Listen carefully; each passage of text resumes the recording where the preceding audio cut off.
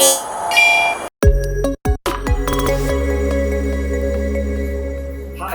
welcome to Bversity's Q&A.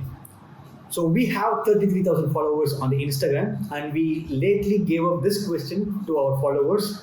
Hit us up with any problems or doubts that you have regarding the biotech career. And we had several hundred responses, and we picked the top 35 questions to answer it here. Hi, this is Rahul from Bversity, and I am one of the co-founding member here, and I take care of the learning and development and customer experience here at Bversity. And if you are thinking, why am I talking about career to you? And if you think if I am capable of talking about career to you, then you should know this. I am the person who decides what you learn, when you learn, and how you learn. And I do this with immense knowledge about what the market is all about, what the industry is all about. And if I'm not the right person, I don't know who is. So there are 35 questions, as I said earlier, and this is one of the interesting questions, and I want to do this as the first one. So why is a career in biotech is not as attractive as a career in fashion or business or gaming for say? To answer this question, I want to bring in three perspectives, which is about the society, philosophy, and mindset. For a person, for you who want to have a career in biotech, you need to have your mindset straight first. If you think a biotechnician or a biotech guy or a person in a biotech is not respected enough in the society, then I think you should start voicing it out. It starts from there.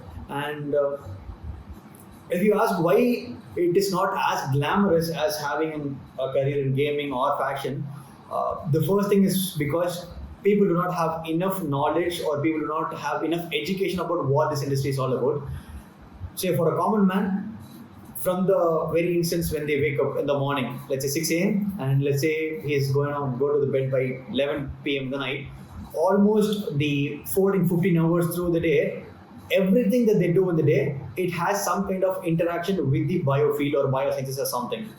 But they do not intend to look at the essence of science or essence of biosciences behind each of those things. And if you ask me why, each of these people are not as educated they should be, like how people are educated about cinema or fashion or business or gaming for say.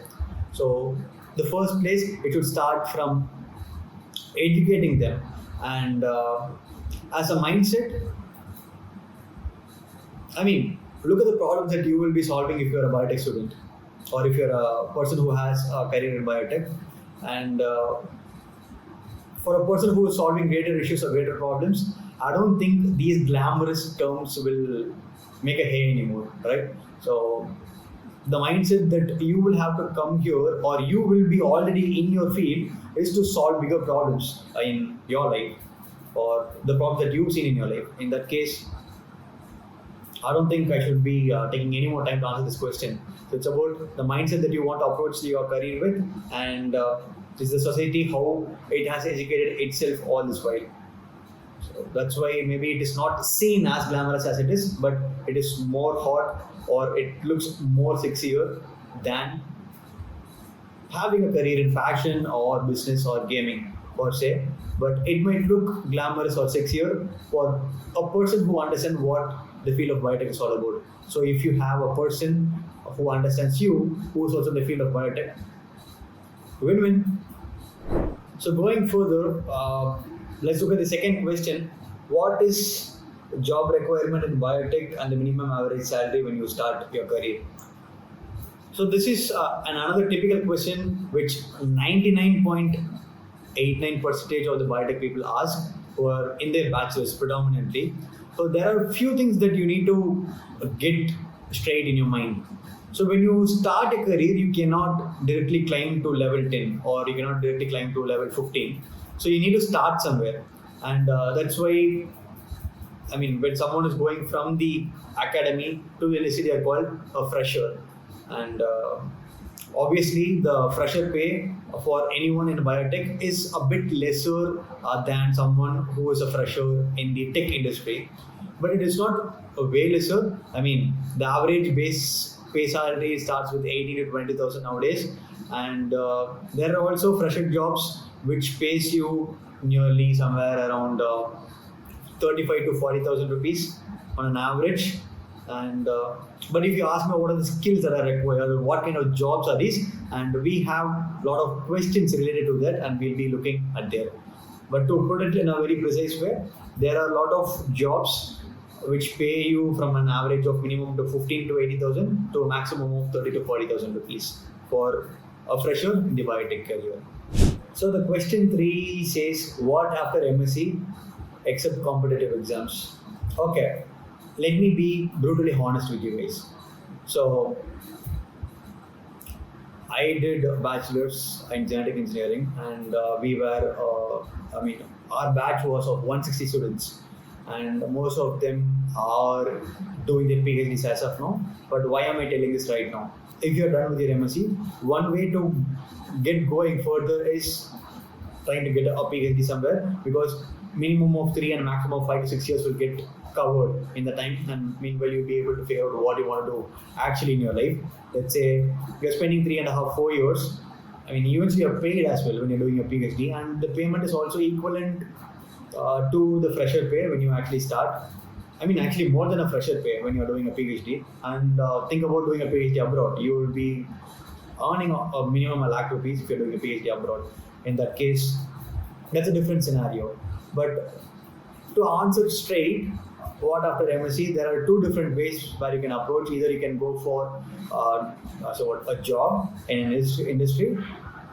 Either you can go for a job in an industry, or you can go for research. And when you say research, I mean, there are jobs which are associated to research as well. Again, I'm pulling that into the industry category. So there are 2 categories. One is industry and another one is research. So you can opt any one of these 2. I mean, if you think it is tough to find a PhD or tough to find a job, you need to put your time in. So put your time in any one of these 2 things. You landed something. So I hope this is question 4, and this says, which country is best to study masters in biotechnology, and what exam should we be writing for the same? So, I mean, this is a very personal answer. I mean, since I'm giving my perspectives here, and I might not align or vibe with what you have in your mind. If you are in your final year, of your bachelor's, you might be thinking of going to a particular country for your master's. This answer might not be in alignment with you, right? And if that is the case, do not consider this to be an answer for you, right? So personally, I've always liked European countries because I've always felt the learning atmosphere and the learning ecosystem is very friendly and coherent in Europe than in US.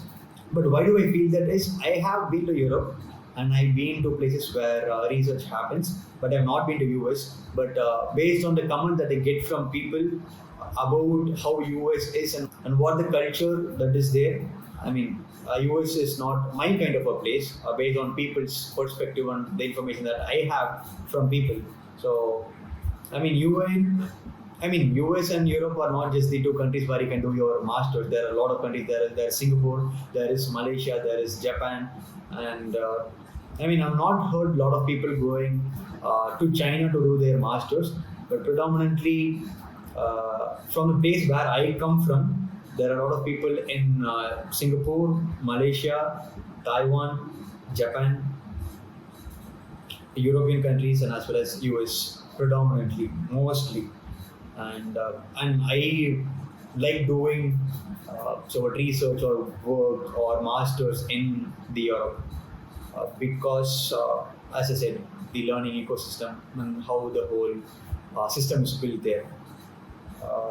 If you want to know more technical aspects of why it is better to do there are also technical aspects which we can look at in another question, maybe if there are questions, or in another video. You can let us know in the comments if you want to know more about the technical aspects of why it is better to do masters in Europe. My personal opinion. So the question 5 is the interesting part. Is there any corporate scope directly after the BTech Biotech, or do we have to do masters? So get me straight and get me clear. I mean, since we do hire a lot of people here at Bversity as well, and we've been hiring partners for a lot of companies, this is something that all of you guys should know for your own self. Maybe right now, a degree is an important asset to a lot of companies when they hire, because that is one reliable factor, and it might be a reliable factor maybe for 2 or 3 more years tops. But the factor which is going to be the most important one will be the skill sets that is related to the jobs that is in the market. So you get yourself skilled enough in the particular industry where you want to have your career in, you will have the job eventually. I mean, to answer your question precisely, do we have opportunities after BTech? Yes, there are plenty of options. I mean, if you Google right now, there might be 65 to 70,000 jobs as of now today by Google statistical data, and minimum 30 to 40,000 of them is applicable for a biotech. I mean, a BTech biotech student. All right. So that answers your question precisely. But what you should be actually focusing on in a long-term manner is the skill sets that will pay you more rather than the degree that will pay you more. So here is the next question that says best path to choose after completing BSc in biotech. So I mean, this might be a hard truth or the harsh reality. Since we interact with a lot of students, this is the realization that I've had personally. So, I mean, I'm not meaning to say the BSc degrees do not have enough value as a BTech, but the skill sets the student get and the knowledge, the exposure, or anything that the student should be getting after an academy experience is pretty less for a student who has done their BSc compared to a student who is doing their BTech. I mean, it may be because of the number of years that they are in with, but the major problem that I see here is the syllabus problem. The quantity of content or the skills that is included for these people, they are not up to what the industry is actually is looking for. Even for the BTech, it is not actually up to the quality or up to the content that is the industry looking for. But for BSc, it is like really far below than the industry expectations. And in that case, if you're doing a BSc, I would suggest to do MSc as well, where you will have 2 more years. And the MSc syllabus and the MSc, I mean, the skill sets you will be gaining when you're doing an MSc is quite higher.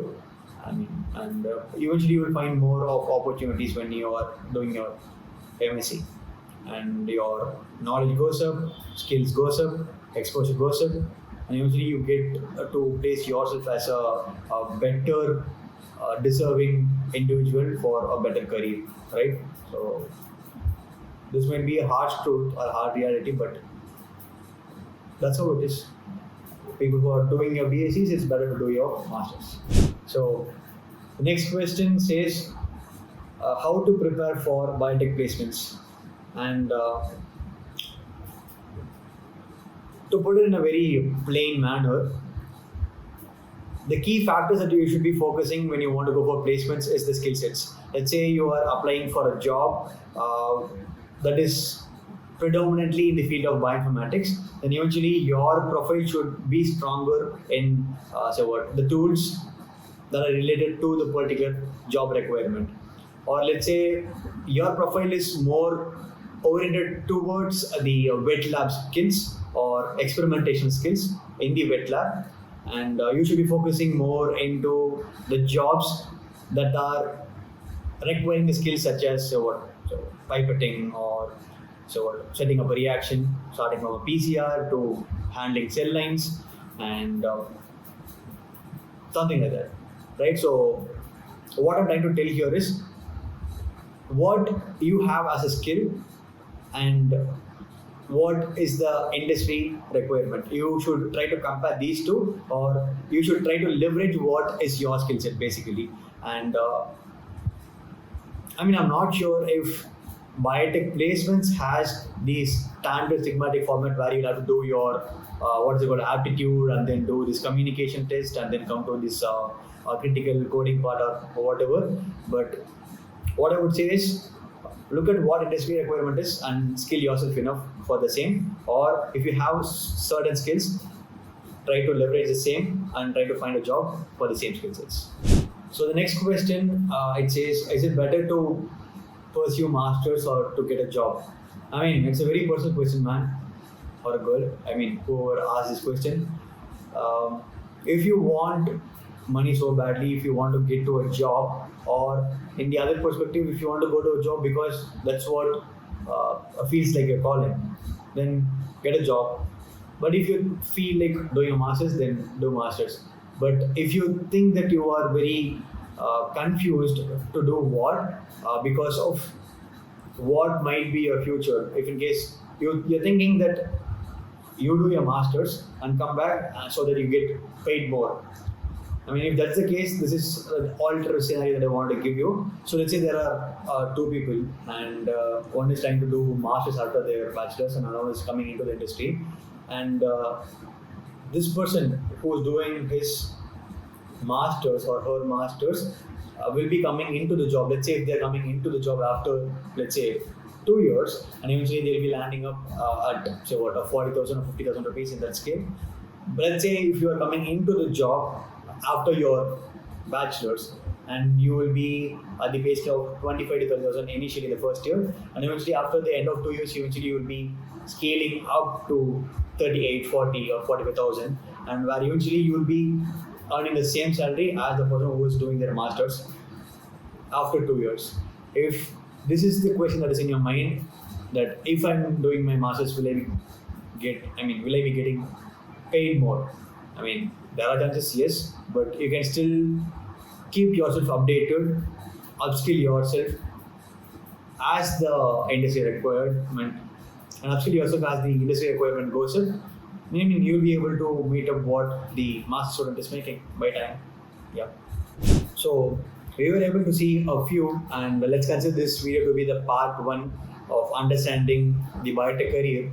And I mean, all that I've been telling here is just my own personal perspective, and you may be an expert in understanding the biotech career. If you are one, maybe you can type in the comments about what your perspectives are. And also, if you're a student who has a lot more different questions about the same career aspect, you can comment below here. And it's not just about the career or problems related to career. If you need any other interesting biotech content, please do subscribe for Bversity. And though you subscribe or not, there will be a lot of such interesting content that will be coming up here in this particular page. If you are someone who want to stay updated about the advancements and development in the biotech industry, do subscribe. Bye. See you in part 2.